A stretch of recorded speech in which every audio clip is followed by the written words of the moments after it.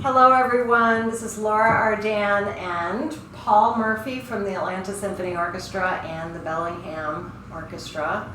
And we have discovered a female composer that we adore musically with a very interesting life, and she's our vote for women's suffrage.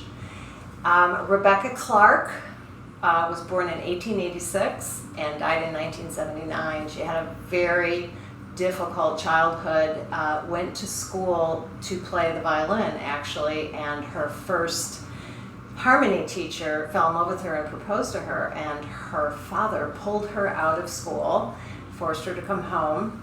She lived there for a few years and confronted him with his extramarital affairs, and he kicked her out of the house, and she had to learn how to make a living at the turn of the century as a woman violist. So it's really incredible what she did. She came to composition a little bit later and won many awards. Later married in life in her late 50s to actually one of the founding members of the Juilliard School, which is where I went to school. So I find all of these wonderful correlations with her.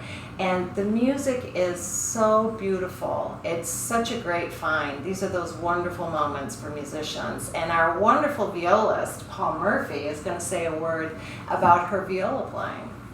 Well, Rebecca Clarke, as Laura had mentioned, had started on the violin and switched to viola at the urging of her teachers in college. She studied with the most famous violist of the day in London, Lionel Curtis. And this was at the early part of the 20th century when the viola was just becoming recognized as a solo instrument.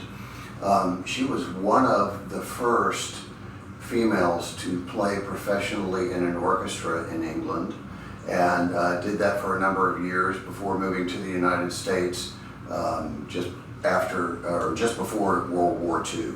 She had started composing in college, and it's very interesting because sometimes when she would give concerts and include her music, sometimes she would include pieces under her own name, and sometimes she would include pieces that she had composed under a pseudonym.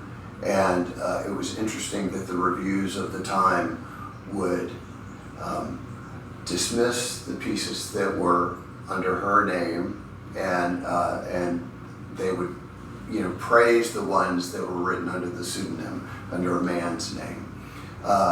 She's always been known to violists, or at least for decades, for her wonderful viola sonata she wrote. And that's has been performed and recorded many times all over the world. It's an absolutely beautiful piece, and it was tied for first prize in a famous competition hosted by Elizabeth Sprague Coolidge back in the 20s.